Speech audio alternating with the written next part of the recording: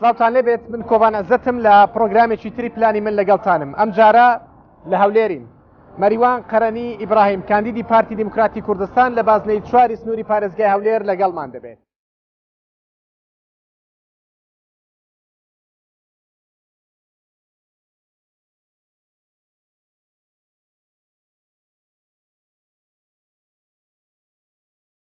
کاک مەریوان ئەمێ سەرەتا بزانین پلانی تۆ چییە کە ئەچیتە پەرلەمانی عێراق چ پلانێکت هەیە فۆکس لەسەر چ بابەتێکەکەیت؟ پلانمان لە چارچوێی پلانی پارتی دەبیتن ئەو پلانی دای ڕێشتیا لە 11 بە فەرمی پلانەکانی خۆی ئیعلان کرد. ئەو پلانانە دیارە پلانەکانی پارتی چیە لە ڕووی نەتەوەییوە لە ڕووی جێبەجێکردنی موادی دستور باش کارنامەی پارتی خۆشمان ئەگەر ببینی عێراق لە ڕووی گەندەلیوە بە زیادەن حەد شتە دەرێ لە مۆزوعی گەندەلی لە بەغدا بابەتەکەیە مۆزوعی قڕوز و مۆزوعی ئەو پارە زۆرەکە لە عێراقەیە. هەرێمی کوردستان هیچ ئیسیفادەی لێ نەکردەوە بە هیچ شێوێکیش بلۆی ناتی ئەو پارەیان لەناو پرۆژەکانیاندا نەنایە لەناو بەرنامەکانی خۆیاندا نەنایە لە ڕووی یاساییەوە بۆ لە ڕووی یاساییوە دەستبیتی کەین و جێکی شلۆبین و هەرێمی کوردستانیش سوودمەند بی لەو پارەیە. ئەمانە پلانی تۆن؟ بەێ. باش لە پۆستەرێکتان نووسراوە ڕابردوومان سەلمینەرە. بەێ. ئەمە ڕابردووی خۆتە؟ ڕابردووی خۆم و ڕابردووی حزبەکەشم. ڕابردووی حزبەکەم کە 75 ساڵە خەبات. ڕابردووی خۆت چیەکەڵی سەلمینەرە؟ ڕابردووی من سەلمێنەرە ڕابردووەکەی خۆم کە خزمەتم کردووە لە شارەکەی و خزمەتەکەم کردێ لە شارەکەی وەکو کاتب عەدلی یەکەمی هەولێر بوویمە یان وەکو بەرپرسی نووسینگە ڕێخستنی مافپەروەرمان بوویمە بەردوو حالەت خۆم بە خزمەتکاری لەتەکەی دانیان خەرچەوە لێرەم دانایە ئەوەیە دەرم ڕابردوومە سەلمێنەرە ئەو جارە شەرەها دەبین ئینشاءڵڵا کە چوونە ناو خەڵک ئەو پرسیارە لە خەڵکەکەی بەێ بزانین ڕابردوو سەلمێنەرە ئەو جەوڵای ڕازی یان ئینشاءڵڵا لەو پۆستانە دەبیتن. باش پرۆژە یاسایەک هەیە لە عێراقا پرۆژە یاسای نەوت و گازە باشە ئەگەر ئەوە لە نێو پەرلەمانە بکرێت بە یاسا تەشریع بکرێت لەوانەیە کێشەکان نێوان هەرێمی کوردستان و عێراق چارەسەر بکرێن. ئێوە تا چەند کار لەسەر ئەم بابەتانە؟ بابەتی نەوت و گاز کە لە دستوری دیارە ینی کە بابەتەکە چۆنە و چۆن ئیشی لەسەر کراوە و حکوومەت هەرێمیش چۆن ئیشی لەسەر کردووە و بەرنامەی کاریشی وە ڕۆژانەش وفودی حکوومەت هەرێم بە بەردەوامی هاتچۆ دەکاتن و دێت و دەچوو کاری لەسەر دەکا. ئەگەر بێت تەمەشای نەوت و گاز بکەین دەبێمە تەمەشای سۆمۆش بکەین. سۆمۆ گەورەترین شەریکەی عێراقیە لۆ فرۆشتنی نەوت و گاز و غاز و ئەوەی کە هەر شتێک لە ژێرزەوی دابیتن ئەوە سۆمۆ ئیشی لەسەر دەکا دەکە. ئایا ئەمە وەکو کورد جێپێگامان دیارە لێوێندەر لە سۆمۆ یەک کوردی تێدا نییە سۆمۆ لەلایەن عەرەبی شیعە و لەلای عەرەبی سونەوە لەلایەنوە یاسایەتێکن تا ئێستا ماڵی پێکراوە تا ئێستا پەسەند نەکراوە کاری لەسەر دەکەین ساڵەیە کاری لەسەرەکەم بکرێت بە یاسا ئینشاڵڵا بەرنامەمان دەبی کاریش لەسەر دەکەین و جێبەجێ بکرێت. باش ئامانجی تۆ چیەکە دەتەوێت ببیت بە پەرلەمانتار؟ بۆچی دەتەوێت ببیت بە پەرلەمانتار؟ بۆچی دەمێ بوومە پەرلەمانکار ئەگەر بێتوە تو تەمەشای وەزعەکەی بکەی بە عام لە عێراق تەمەشا بکەی مافەکانی مافی کورد بە تایبەتی کە لە دستوری عێراقی جێکراویتەوە هەروە بە اعترافاتی لایەنە عەرەبیەکانیش کە لە دستور جێبەجێ ناکرێت یا موادی دستوری جێبەجێ ناکرێت ئەگەر بێت تەمەشاکەی 6 مادەمانێت جێبەجێ نەکرانە ناو دستوری یەکەکە لە ئامانجەکان بچمنێ دەرکار کەم و جێ دەستمان دیاربی وەکو پارتی دیموکراتی کوردستان و وەکو کەسایەتی خۆش ئەوە ئامانجی ئەگەر ئەو ئیمتیازاتی لەوێ هەیە نەبوایە هەر دەچویت لێرانش امتیازاتمان نیە فەرمانبەرم مدیرم خزمەتگارم لە دایرە حکومی کار دەکەم معاش مانگانی خۆم هەیە لە ڕووی عایلەوەش ئەلحەمدوللا تام کە پێویستیم بە هیچ نەبووە امتیازات هەبایە نەبایە دەچوو ئەمە یەکێک لەو کەسانەکە بوویمە کە خۆبەخش بیمە لە گۆڕە کۆمەڵەکەی لە ناوچەی حەزە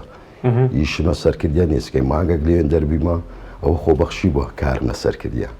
یعنی ئەم پێویستم بە امتیازاتە نییە. باش خەڵک متمانی بە بەڵێنەکان نییە باشە لە ماوەی بەرنامەکانی ڕابردوومە کە لەگەڵ هەندێک خەڵک نەک هەمویان هەندێکیان دەیانگوت ئەو بەڵێنانەی کە دەدەن بە خەڵک جێبەجیان نەکردوون بۆیە متمانەمان نەماوە ئێوە چۆن ئەو متمانەیە بۆ خەڵک دەگەڕێنەوە دەتایم پێمرین بەڵێنەکان وەکو چ بۆ لەوانەیە کاندید هەبی جۆرەها بەڵێنی بە خەڵک دابی بەڵام بەڵێنەکان کە چۆتەوەتا پێی جێبەجێ نەکراوە بەڵێندان جا خەڵکیش لەوانەیە لەبەر هەندێک لەو بەڵێنانە متمانی نەما بێت ئێوە چۆن ئەو متمانەی بەڵێندان دەگەڕێنەوە دەمێت لەو خەرچیش بەعام ڕوونکەمەوە کاری ئەندام پەرلەمانی کاری دیفاعکردنە لە مافەکانی ملەتەکەی خۆی لێندەر ئەوە کاری ئەساسی مەیە لێندەر ئەمە ینی بچینەوە دەرەمە برێن بۆڵای دەچمە دائیرەی تەنفیزیان وەزارەتە چی دادەنیشتێت تەعینات پێ دەکرێت پێم ناکرێت ئەوە دوورە لە ڕاستی ناتانەوە ناو بەڵێنێ بدێ کەسیش لێ نیە مەسەڵەن شێوازە بەڵێنێ بدات چونکە تو چارچوەی بەرنامەی کارە دیارە چ بەرنامەی کاری خۆت و چ بەرنامەی کاری حزب لە کاندیدی پارتیش باوەڕ ناکەم شتاق ئەو نوع بەڵێنەی دابی کە پێی نەکراوی بیکات کەواتە دەتوانن ئەو متمانێ بۆ خەڵک بگەڕێنەوە متمانەمان هەیە لە ناو خەڵک دەگەڕێتەوەش ئەی بۆ ئەوانێک کە متمانیان نەماوە بۆ ئەوانیش ئەگەڕێنەوە ئەخر بەچ لایەتی تەماشای بکەن ئەگەر ئەمە لە لایەنی خۆمانەوە تەماشای بکەن وەکو پارتی دیموکراتی کوردستان متمانەمان لە کێشەتان نییە کێشەمان نیە متمانە کەس متمانەی بۆ کەسانە نمایەوەچی داتنە سەر تەلەڤیزۆری دەیان گوت ئێمە تەڵەبمان کردی قواتی عراقی بێتەوە هەرێمی کوردستان ئەوانە متمانیان نمایان ناو خەرچی ئەوانە متمانیان نمایە کە بودجێ ئەو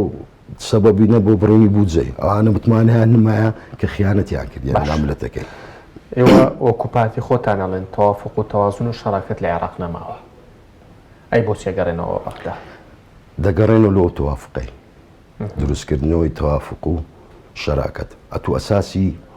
ئەساسی شەراکەت ئەساسی تەکوینی دەوڵەتی عێراقی لەسەر ئەساسی دستور بووە ئەو جێ دەستی پارتیش تێدا دیار بۆ جەناب سەرۆکیش تێدا دیار بووە کە دستورەکە کە هەندێک موادی تێدایە هەموو ئێمە زۆر مستەفید دەبین هەرێمی کوردستان ئەگەر بێت و جێبەجێ بکرێت بەڵام خوڕوقاتی زۆرە موادی دستوری کاری پێ ناکرێت ئەگەر بمانێەوە لە چارچێوەی دەوڵەتی عێراقی ببینینەوە دەبیم شارەکە هەبی تەوازن و تەوافق و شەراکەتەی بگەڕێنەوە دەبی بگەڕێتەوە چکە لایەن بەخۆ بە ئەترافی لایەنە سیاسەکانی عەرەبی بۆ خۆیان هەرە گەورەوەیە حکوومەتی عێراقی باوەڕی بە فیدرالیەت نییە ناتان باوەڕ پێ نەبچکەوت لە یەکەم مادە هاتیە لە دستوری عێراقی ناتوانی شتێکە بەڵام خۆیان باوەڕیان پێیان نییە ئەخدەبی باوەڕی پێوەبی ئەوە ئەساسی مشارەکەیە ئەتو مادەکە لە دستور ئاماژەی پێکردیە بەڵام ئەنجومەنێکی فیدرالی تاوەکو ئێستا نییە ئەنجومەنی فیدرالیەت و باسی ئەگە بێت و باسی مادەی 48 بکەین ئەگەر باوەڕیان پێ بەلەوانێوانیان مادەی 48 ئەتو ئەگەر بێت و باسی مادەی 48 بکەین فەرقی لەسەر مۆزوعی مەسەڵەن بێ باسی ئەوە بکەن کە ئەوان ئیمانیان پێ نیە یان باوەڕیان پێ نییە بۆ تا ئێستا تەنها هەرێمێک هەیە ئەگەر باوەڕیان پێ بە بۆ نمونە بەسڕە داوای دەکرد ڕێگەیان پێ سلاحەدین داوای کرد ڕێگەیان پێ نەدا کەواتە باوەڕیان بە فیدرالیەت نییە باوەڕیان پێ دەبی باوەڕێک دروست بکرێت لێ ئەتو نابی ئەساسی فیدرالیەک یەک هەرێم هەبی بەس دەبی چەند هەرێمەک هەبی لە وڵاتەیە واتە ئەو داواکاریەکەیان پێ بکەن بۆ چەند کاری لەسەر دەکەین کاری لەسەر دەکەین کاری لەسەر دەکەین باش کاگوێنە سەر دەچینە نێو خەڵک ڕۆبەڕووی پرسیاری خەڵکت دەکەینەوە خزمەت کاری خەڵکیان دەچێت چ پرسیارێکت لێ دەکەم چ داواکاریشیان لە بەڕێستان هەیە عەزیزی فەرمووبارچین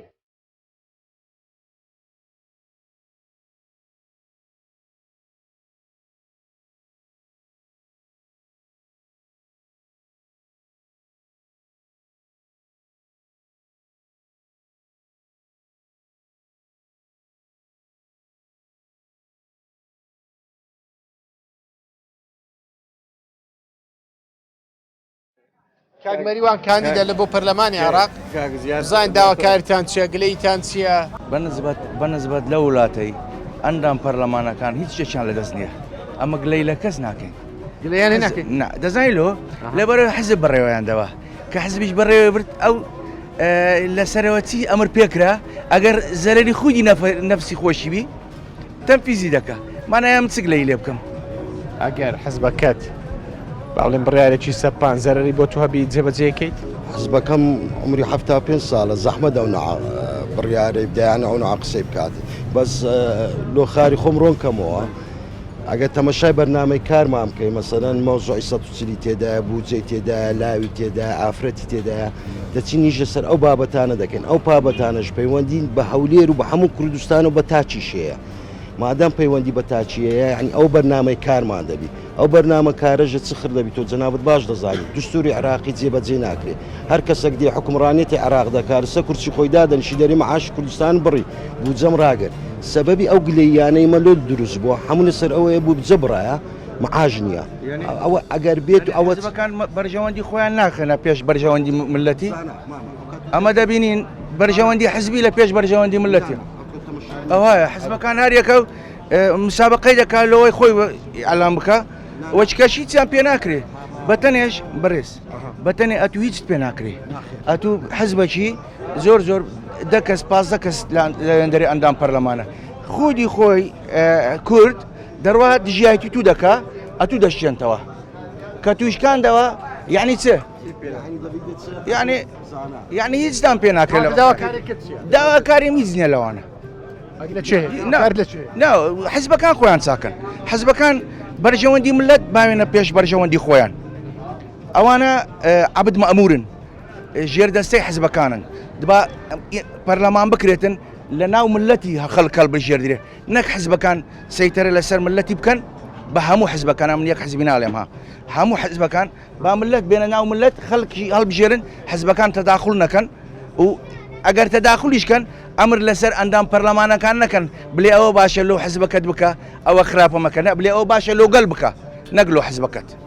ئەو وەختێمە سەر دەکەوین ئەگەر نە هەریەکە پارتی لەلایەک یەکێتی لەلایەک گۆڕان لەلایەک یەکگرتو لەلایەک شیوعی لەلایەک هەریەکە بەرژەوەندی خۆی دەوێت دەڵێ دەوێت ئەنفەری مەچوەرگری لایە ئەگەر غەڵەتیش بی خۆی پێشانی ملەتیدا لە تەلەڤیزیۆنی بەس بەشکستی کورد دەگەڕێتەوە بۆ بەرژەوەندی حزب چنیان بۆ بەرژەوەندی گەل بەرژەوەندی گەل دەچین چکە بەرنامەی کارەکانمان دیارە ئەوانی مامۆستا گلەی لێ دەکاتن هەموو لە سەرەویە هەموو بابەتانە پەیوەندی بە موچێکامە تاکە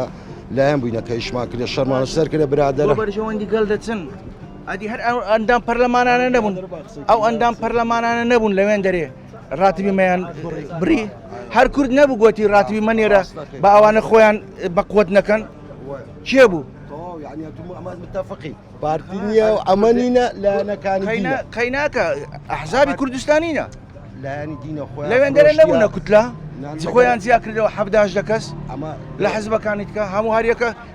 بەرامبەر بە کوردستان ڕانەوەستان هەر بەرنامەک بی ئەوان کردی ژێ بدەمن ئەو کە سروە عەبدولواحید چێیە ئەندام پەرلەمان نەبوو ئالا تالەبانی ئەندام پەرلەمان نەبوو دژی کوردی ڕانەوەستان یەکدی بگرێت هەموو حیزبەکان کورد بن کوردایەتی بکەن بۆ کوردایەتی بۆ کورد ناوەڵڵاهی حیزبایەت دەکەن خاصن ئیسلامیەکان هەمووی زدی کووردە لە دین لە ئیسلام حیزبایەتی نییە کوردایەتی بکەن بڕۆن لە بەغدایە دیفاع بکەن بزان شتەڵن ئێمە دێن دیفاع لە گەلەکەمان چێ دەرێ ڕاست ناکەن هەمووی لۆ چەند ملیۆنەکەی 8 ملیۆنەکەی 4 سار پەرلەمانتارە 4 دەستی بەرز ناکە داواکاریم ئەوەیە کوردایەتی بکەن بەس بە دەرچین لە بندستی عەرەب برایەتیمان ناکە ئەمە هەر دەرێن برا عەرەبەکان ئەوان برایەتیمان ناکەن بۆ بەرژەوەندی خۆتانە چن بۆ جیرفانی خۆتانە چن ئەلە زۆربیان بۆ جیرفانی ئەگەر کوردایەتی بکەن زدایەتی یەک نەکەن ئێستا لەوێ دەبی دانیشتینە یەکە مەشروعیش تەقدیم دەکاویدی زر ڕادەوەستی ئەدی ئەو پەرلەمانتارانە نەبوون چون لە بەغدایە داوایان دەکرد معاشی کوردی ببڕن نەنێرن بجە لەوە کوردستان ئێمە ئەوانەمان ناوێت کورد بن کوردایەتی بکەن پارتی یەکێتی گۆڕان هەمووتان ببنە یەک هەموو بە یەک دەنگاوارکەن کوردایەتی انشاءالله موفق دەبی سپاس دەکەم ئەی وەڵا لۆ کوردایەتی دەچین بەرژەوەندی حزبی وەلایەنن بۆ خۆی لۆ کوردایەتی دەچین و بەرژەوەندی حزبیش بەرژەوەندی گشتیە لۆ ئەو هەرێمەی کار دەکاتن حزبەکەم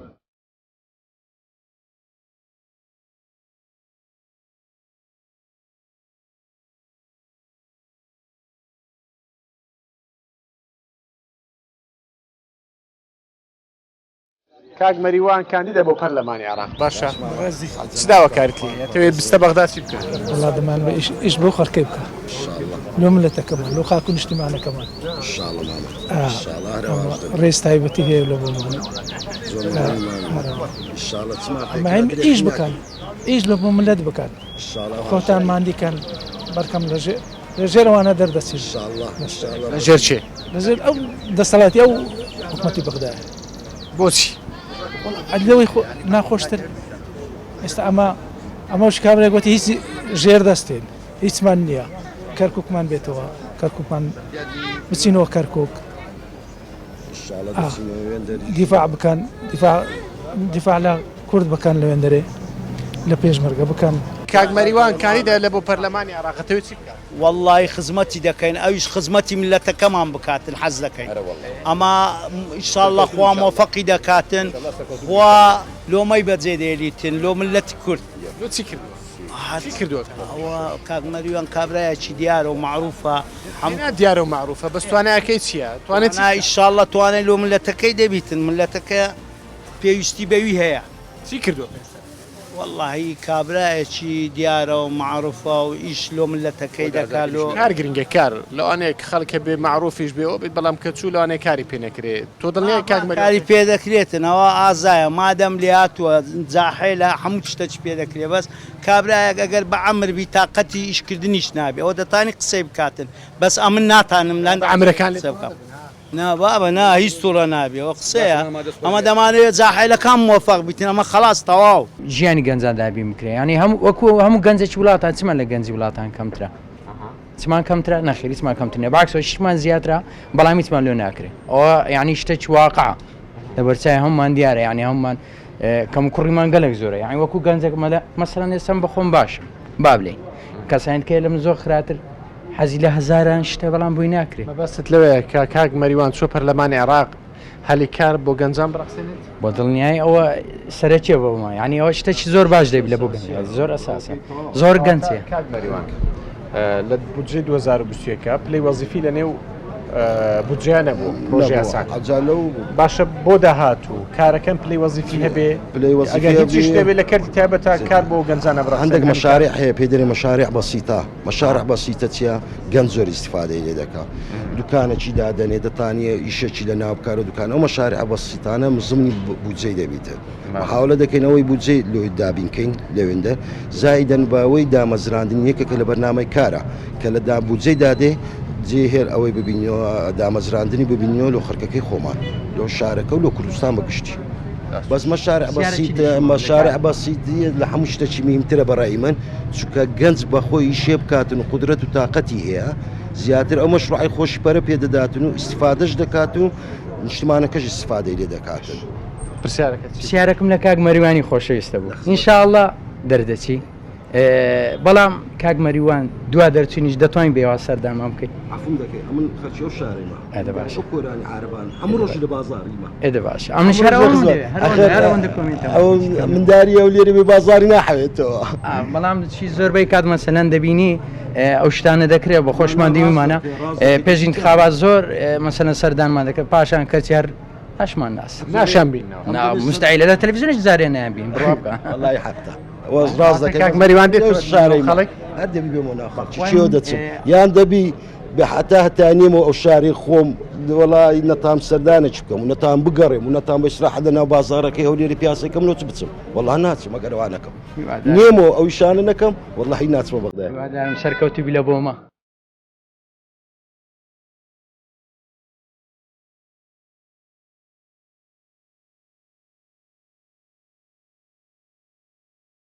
کاک مەریوان کاندیدا بۆ پەرلەمانی عێراق ئەتانەوێت چی بکات؟ ئەگەر دەسەڵاتی هەیە دەسەڵاتی خۆی جێبەجێ بکە باشە ئەگەر نا بەخۆی هەنەبژێری ئەگەر دەتوانێت خزمەتی ئەو فەقیر و هەژاری بکە با خۆی هەڵبژێری ئەگەر نا با سەحب بکاتەوە ئەگەر هیچی پێ دەکرێت لە بەغدایە با خیانە لەگەر ئەو فەقیر فوقەراتی نەکاتن دەتوانێ ئەمە بکەیت وڵای پێشتر ڕابردووی خۆم لێرانە لەو شارەی خزمەتی ئەو شارەم کردیە کات بەعەدلی هەولێرێ بیمە لێوێن دەرمەحەدە دەرکەم کرابی تۆ هەر لە خزمەتی ئەو خەرکەی بیمە ئیشاءڵڵە بە قودرەت و توانا و هاوکاری هەموو لایەکی بتانم لێوێن دەر ئەوی بکرێتن بکەم لەوە ئەو شارەی خۆم ئەوە بە برای خۆتان دەکرێت ئیشاءڵڵە هەموو شتەشیش دەکەین کە پێمان بکرێت ئەوە پێ ناکرێت هیچ پێ ئەتوو بە ئینشەڵڵە ئەمر قەنەعەت بممەینە ئەمن ئیمانم بەخوا هەیە ئامەنتو بالله بە ئینشەڵڵا بەس برێ ئەمن ڕاستە ئەو ئیشانەی کە ملەتی من کەیف پێوێ لە بۆی دەکەم ئەوەی چاکە دەیکەم بەس ئەتوو ئەگەر لە ئیرادەی خۆدا نەبی سەروتوی هەبی پێت برێ ئەو هاابکە و هاابکە ئەتکاتی سلاحت نییە لێستا بڵ خۆن بەدانیشە باش ئەگەر ئیشاڵە دەرچووی ئیشاڵە دەش دەچی هیوادارم لەوێ کورد لە بیر نەکەن وەکو بەعزە پەرلەمانتارێک باش بوونە ماڵەکە بناسی بەڕێی تو ئەو لەم دەوەشێتەوە ناوەشێتەوە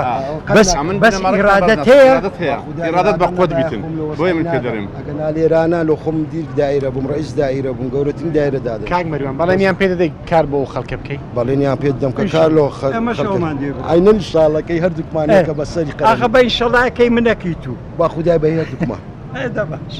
هیوادارین سەرکەوتوبی سەرکەوتوش دەبی شاڵە مەریوان توانای ئەوەی هەیە داچی لە مافیگەلی بەێ بەێ توانەوە هەیە ئەمر لێ ڕادەبینم چکە ئینسانێکی مسەقفی خیندەوارە ئینسانێکی ینی ناودار شاری هەولێر خزمیەوی ناوەله واللهی بەس سەلامان هەیە ئەوەندە ئەمە یەکەشی ینی بزانام خراپە قسە بۆ ناکەم بەڕاستی بۆ قسە بۆ بکەم سیسفادە بۆم هەیە حتێستا ئیسفاد بۆ منەوە بەس ئینسانشی محتەرەمە بابیشی ئینسانشی زۆر مردی شاری هەولێر بووە ئەوانە ئینسانی هەولێری ناودارن پێویست ناکەم لێ کاک مەوران ئیشم پێیتە ئیشی پێ نییە احتمالیشی بۆ نەکە احتمالیشم بۆ بکاتە بەس کابرایەکی محتەرەمە ڕێزی تەقدیر خۆی هەیە ئەی توانای هەیە ئەمەش دەمانەوێت دەربسی واقعەت دەوێت برادەرمێ لە بۆ حیزبیاتی لە بۆ برادەر تەیشتەکانی شێم و خەڵک هیشام خەڵک قبل الجيان ما متفق بحياتي بسبب بس كون رخني للجرم خدمتكاري خلق بي خدمتكاري حزب النبي او مهمه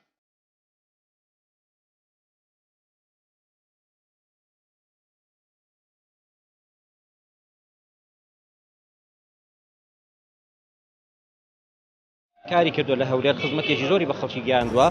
بۆیە ئێمە دەزانین بەڕێزیان توانایەکی باشی هەیە لە ڕووی یاسایی و قانونیەوە بۆیە لێرەوە داوای لێ دەکەین ماف و ئیستحقاقاتەکانی گەلی کورد کاری لەسەر بکە و هەوڵێکی جدی بۆ بدەن بۆ بەدەستهێنانیان هەروەکو برادەرەکانی پێشتریان کەوا لەوێ کاریان کرد و خزمەتی گەلی کوردیان کرد دەمانەوێت لە هەمان ڕێچکە بەردەوام بێت و نیشانی هەموو دنیای بدەین کە ئێمە گەلی کورد ماف و داخوازەکانی خۆمان بە ڕێگای قانونی و یاسایی دەمانێت وەربگرین جار خەڵک گلەیانێ دەڵێن پەرلەمانتارانی پێشوو کاریان نەکرد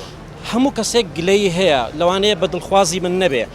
لەبەر ئەوەی ئێمەی کورتموحی زیاترمان هەیە دەمانەوە دەستکەوتی زیاترمان بۆ بەدەست بێن دەمانەوێت کوردستان سربەخۆ بێت دەمانەوێت کەرکووک و جێناکۆکان بگەڕێتەوە بەڵام لەبەر ئاستەنگی بەغدا و کێشە و ململانیەکەی بەغدا ناتوانن هەمووی بێن بۆیە ئەمە چاوەڕێمان لێ هەیە ئەو کاندیدانی ئێستا ئیشاڵا لەسەر خێر هەمویان دەردەست و دەستنە بەغدا داوایان لێ دەکەین بە جددیتر هەوڵی زیاتر بدەن بۆ گەڕانەوەی کەرکووک و جێناکۆکان و مستحقاتی کورد و گەلی کوردستان لێ وەربگرن ئەو بابەتانەی کە باس کردی هەموو کاری من بەکردا ڕاست دەکا پێویستە ئەمە محافظە لە سەر ئەو قوارە سیاسی هەرێمی کوردستان بکەین و زیاترش دەستکەوتی بینین ئەو جارە ئەو ئانی جەنابیان باز دەکات لە بابەتی کەرکووک کات لە بابەتی تعریفکردنیە هەموو ئەو بابەتانی کە باسی دەکات ڕاست دەکاتن و ئەمەش دەبی کاری جدی لەسەر ئەو بابەتانە بکەین و بەڵێنیشان پێ دەدەین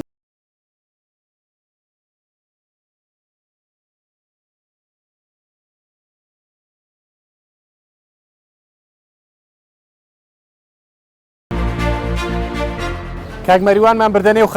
خەڵک هەم پرسیاری هەبوو هەم داواکاریشیان هەبوو باشە کاک مەریوانیش وەڵامی خەڵکەکەی دایەوە ئێستا خولەکێک بۆ تۆی کاک مەریوان دەتوانانی هەم بانگەشە بۆ خۆت بکەیت و هەمیش بەڵێن بە خەڵک بدەیت مەریوان قەرەنی برایم کاندیدی ژمارە 33 لە بازنەی 4 داوا لە خەرچی شارە خۆشەویستەکەم دەکەم کە متمانەم پێ بدەن کە دەنجی خۆیان بدەنەوە تاکو بتانین لێوێن دەر دیفاعی لە مافەکانی ڕەوای گەلەکەمان بکەین و خزمەتیان بکەین و چۆن پێشتر بەڵێنماندا کە خزمەتیان بکەین ئەو جارش بەڵێن دەدەین کە داکۆچی لە مافەکانی گەلی کوردستان بکەین و وەکاری لەسەر بکەین بەڵێنمان لە کاک مەریوان وەرگرت بابزان کە بووە پەرلەمانتار تا چەند دەتوانێت ئەو بەڵێنانێک کە بە خەڵکی هەرێمی کوردستانی داوە جێبەجێیان دەکات تا پرۆگرامێکی تر و کاندیدێکی تر هەر لە خۆشی دابێت